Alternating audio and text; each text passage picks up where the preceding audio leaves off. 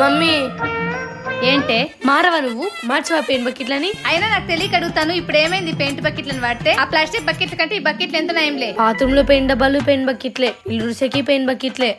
రోజు చూడలేక చచ్చిపోతాను మమ్మీ. అయినా ఇప్పుడు ఏమంటావే, మనలాంటి మిడిల్ క్లాస్ వాళ్ళందరూ ఇలాంటి బకెట్లే వాడతారు. పైగా మనకి కూడా చాలా రోజులు వస్తాయి. ఇప్పుడు చూడు, ఇది 4 years నుంచి వాడుతున్నాం. ఏమైనా డ్యామేజ్ అయిందా? అదే ప్లాస్టిక్ అనుకో, ఇట్లా తంతా పగిలిపోతుంది. అంతేగాని ఈ మాత్రం మార్చినంటావు.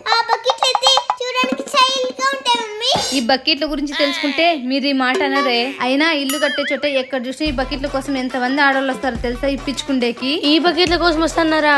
మన ఇల్లు కట్టినప్పుడు ఎంతో మంది వచ్చినారు. ఒక 6 బకెట్లు నేను కూడా ఇచ్చినానే, మిగతావన్నీ అటులో ఎత్తి పెట్టేసిన. ఇంకా ఉన్నాయా? ఇంకా 10 ఏళ్ళు మనకు భయమే లేదు. ఈ లోపు మళ్ళీ పెయింటింగ్ కొట్టిస్తా, అప్పుడు మళ్ళీ బకెట్లు వస్తాయి. దీన్ని బట్టి మీకు ఏమర్థమైంది? మనం జీవితాంతం బకెట్లు కొనాల్సిన అవసరమే లేదు. సర్లే వస్తా, ఇల్లు తుడుచుకోవాలా. ఈ బకెట్ల గురించి ఎంత పెద్ద లెక్చర్ ఇచ్చిందో. జీవితాంతం మీ బకెట్లను వాడాల్సిందేనా?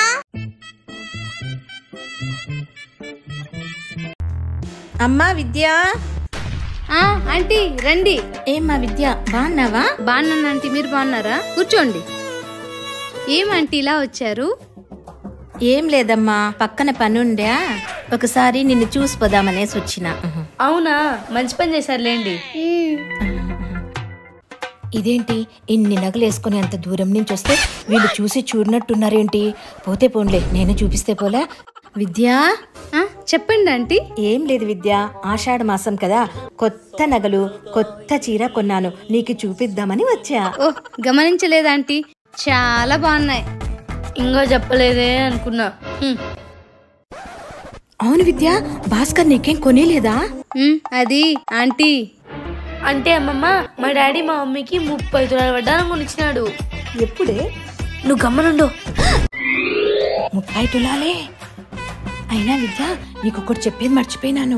మా ఆయన కూడా నాకు వడ్డానం తీసిచ్చినాడు. నడుముకి బరువు అవుతుందని వేసుకుని రాలేదంతే.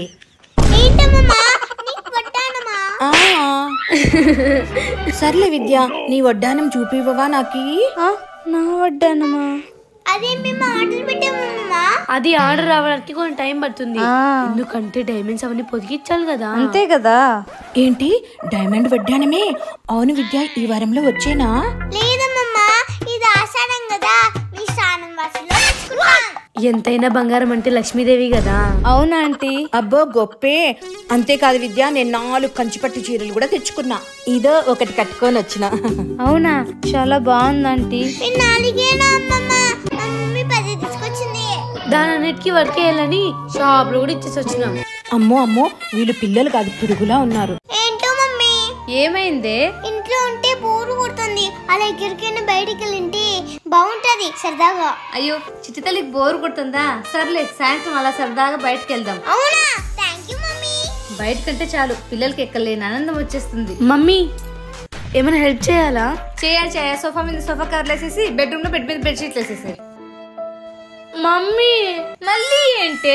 నేను ఏదో మాట వరుస కన్నా. నువ్వు సరదాగా తీసుకుంటే నేను సీరియస్ గా తీసుకున్నా. పో. ఏంటో సినిమాకి వెళ్దామని మమ్మీ నేను చేద్దాం అనుకుంటే ఎప్పుడు పని చెప్పను మమ్మీ, ఇవాళే పని చెప్పింది. థూ, ఇలా బుక్ అయ్యానేంట్రా బాబు, నా కర్మ. అమ్మయ్యా, నా గో టు బెడ్రూమ్. అమ్మయ్యా, ఈ చిన్న పనికే దేవుడు కనిపిస్తున్నాడు. అయినా రోజు మన అమ్మలు ఎలా చేస్తారో ఏమో. దీన్ని బట్టి ఏమర్థమైందంటే అప్పుడప్పుడు మమ్మీ వాళ్ళకి పనులలో హెల్ప్ చేయాలని. Oh my god. అబ్బా, నా చిట్టి తల్లులు ఎంత బాగా రాసుకుంటున్నారు. చూస్తుంటే నా దిష్టి తల్లిలాగుంది. ఇంకేమైనా మర్చిపోయానా? బంగారు తల్లులు హోంవర్క్ రాస్తున్నారా? అబ్బే లేదు మమ్మీ, వినాయక చవితి వస్తుంది కదా, షాపింగ్ కి లిస్ట్ రాస్తున్నాం. మళ్ళీ లిస్టా? వారం రోజులు కూడా కాలేదు కదా మనం షాపింగ్ చేసి. అది 4 జతలు తీసుకున్నారు ఒక్కొక్కరు. అవును, తీసుకున్నా మమ్మీ పెళ్లికి మాత్రమే. ఇప్పుడు ఈ లిస్ట్ వినాయక చవితికి. నెలలో 2 సార్లు షాపింగ్. మనం ఏమన్నా అంబానీలమా? దసరా వరకు నో షాపింగ్. మన కాలనీలో అందరూ మంచిగా సెలబ్రేట్ చేసుకుంటే మేము జిడ్డు మొహం వేసుకుంటున్నా. పైగా గణేష్ గారు కూడా అస్సలు ఒప్పుకోరు. మధ్యలో ఈ గణేష్ ఎవరే? మమ్మీ, గణేష్ అంటే వినాయకుడు. అయ్యో, వినాయకుడా? సారీ స్వామి. అయినా మీ డాడీ దగ్గరికి ఇప్పుడు ఈ లిస్ట్ తీసుకెళ్ళారనుకో, మీ పని Govinda Govinda. Last week shopping నుంచి మీ డాడీ ఇంకా తేరుకోలేదు. ఇప్పుడు మళ్ళీ మీరు షాపింగ్ అని అడిగారే అనుకో. అయ్యో వద్దు మమ్మీ, ఇంకా 2 డ్రెస్సులు ఉన్నాయి కదా, వాటితో అడ్జస్ట్ అవుతాంలే. గుడ్. ఎక్కడుంది? ఇక్కడున్నావా? చెప్తా. ఛాయక్క నిన్ను రెడీ చేస్తాని. వద్దే బాబు. ప్లీజ్ అక్క. ఏ ఛాయా, అదంతగా అడుగుతుంది. ఏపించుకోవచ్చు కదా, ఏపించుకో, బాగానే వేస్తుందిలే. ఏం పిల్లలో. రామ్మ చెల్లెమ్మ ఏద్దురా. థ్యాంక్ యూ అక్క. వామ్మో ఈ దొంగది నాకు మేకప్ వేసిందంట. ఆ విషయం తెలుసుకుంటేనే భయం వేస్తుంది. రా అక్క, వచ్చి కూర్చో.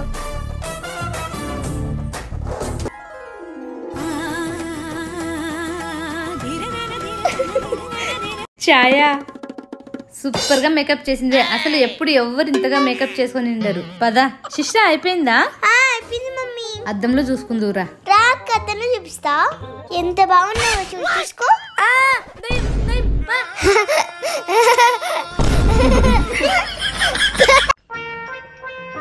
మమ్మీ నిన్న సిస్టర్ చూడు బాగా అందంగా రెడీ చేస్తా అని చెప్పి దయ్యంలా రెడీ చేసింది. ఛాయా అక్క చెల్లెళ్ళాక ఇలాంటి చిన్న చిన్న సరదాలు మామూలే. పైగా ఇలాంటి వాటి వల్ల మీ బాండింగ్ కూడా ఇంకా స్ట్రాంగ్ అవుతుంది. అవును మమ్మీ నువ్వు చెప్పింది నిజమే. ఫస్ట్ కోపం వచ్చింది, కానీ తర్వాత నవ్వు వచ్చింది. బల్లెల్లరి పిల్ల. చూసావా, ఇంతలోనే కోపం చూపించావు, అప్పుడే ప్రేమ కూడా చూపించావు. అందుకే మీ పిల్లల విషయంలో మా పెద్దోళ్ళు అసలు ఇన్వాల్వ్ కాకూడదు. అక్క ఇది ఓపెన్ చేసి రావట్లేదు. ఉండు చెప్తా. తా శిశు వేస్తా. అవి అందంగా ఉండాలి. నేను వేస్తాగా బాగా వేస్తాలే. రా అక్క ఇక్కడ. అక్క కళ్ళకి ఇవి. అక్క బాగా అందంగా ఇయ్యే. సర్ప్రైజ్.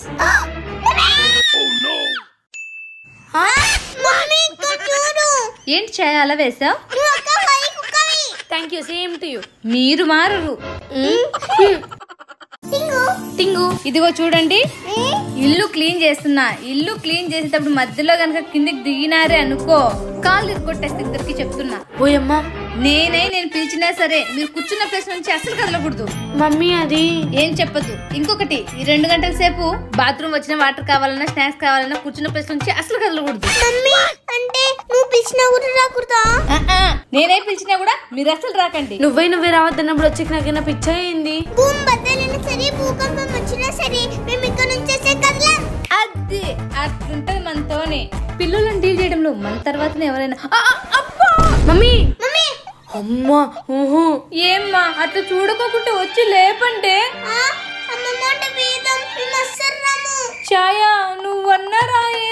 అమ్మో నేను పెద్ద కూతుర్ని, అదంటే చిన్నపిల్ల తెలియక వస్తుందేమో. నేను అస్సలు రాను. మమ్మీ అంటే గౌరవం. మీ గౌరవం తగిలయ్యా. సచ్చేలాగున్నాను, నడుము పోయినట్టుంది. రాండే లేపండే.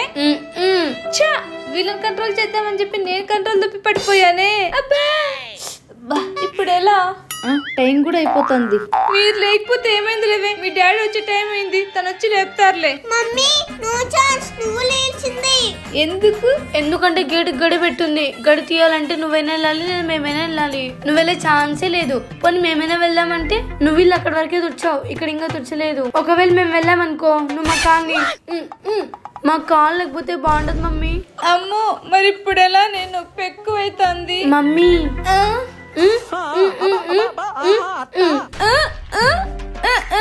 దీన్నేమో అనేది తొక్కున్న గోతుల వాళ్ళు పడడం అంటే. ఇంకొకసారి అలా ఎప్పుడు అననే. మీ ఇష్టం వచ్చినట్లు తిరుక్కోండి. ప్రస్తుతానికైతే వచ్చి లేపుతారండి. సరే నువ్వు అంతగా అడుగుతున్నావు కాబట్టి లేపుతున్నా. ఇంకోసారి నువ్వు అట్లా అనుకోవచ్చు మళ్ళీ. సరే రండి. అమ్మో జాగ్రత్త, జాయింట్ జారిపోయాను. క్లైమేట్ ఎంత బాగుందో. అక్క రెస్పెక్టే లేదు. నీకంటే పెద్దంతా ఎలా మాట్లాడాలో కొంచెం తెలుసుకో. ఫస్ట్ చిన్నపిల్లతో ఎలా మాట్లాడాలో నువ్వు తెలుసుకో. ఎప్పుడు గొడవ పడుతూనే ఉంటారా? సైలెంట్ గా 5 నిమిషాలు కూడా ఉండలేరా గొడవ పడుకోకుండా? అదేదో నీ పెద్ద కూతురు చెప్పమ్మా ఫస్ట్. లేదు అదేదో నీ చిన్న కూతురు చెప్పు ఫస్ట్. మీ ఇద్దరి మధ్య వచ్చాను చూడు, నాది తప్పు. నేను పోతాన్నా. నువ్వు నాతో మాట్లాడుకు. సరే పాపం, నీతో మాట్లాడానికి. నువ్వు కూడా నాతో ఏం మాట్లాడద్దు. అయ్యయ్యో ఈ ఫోన్ లో కోపం కావట్లేదు.